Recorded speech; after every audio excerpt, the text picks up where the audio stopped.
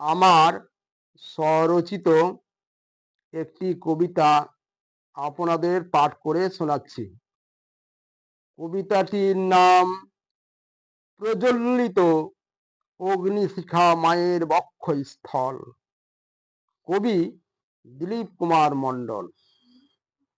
আপনারা দয়া করে আমার ভিডিওগুলিতে অবশ্যই সাবস্ক্রাইব করে দেবেন। এটা আপনাদের কাছে আমার একটি বিশেষ অনুরোধ।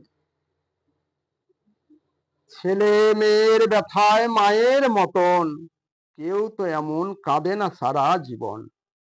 মাগো তুমি ছাড়া আধার, আধার যে ভুবন। জন্মদাত্রী মা আমাদের নিয়ে দেখে কত স্বপন।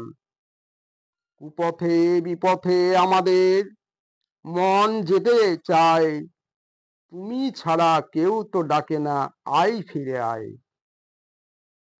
ছেলে মেয়ের কিছু হলে কান্দে তোমার প্রাণ, মাগো তোমার প্রাণে নারীর এত টান। সে তো আমার মা, বুকেতে জড়িয়ে ধরে, যত ভালোবাসা মন থেকে দেয় উজাড় করে।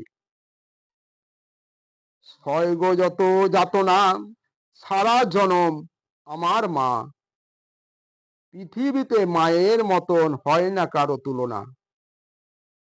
সবাই দিতে পারে ছেড়ে, তুমি তো মা ছাড়ো না।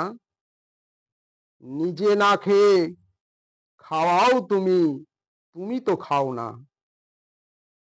এভাবে একজনেই সবে, সে আমার মা। কেউ ভাবে না কারো কথা, শুধু তুমি নাও সাজা। ভালোবেসে সবার মাঝে দাও কত মায়া, অবুঝ সন্তান তোমার, তোমারে যায় কাঁদাইয়া। তোমার সন্তান যৌবনে আসিয়া পুত্র কন্যা বধূ পাইয়া, শ্বশুর বাড়ি হয় মিঠা মায়ের যায় ভুলিয়া।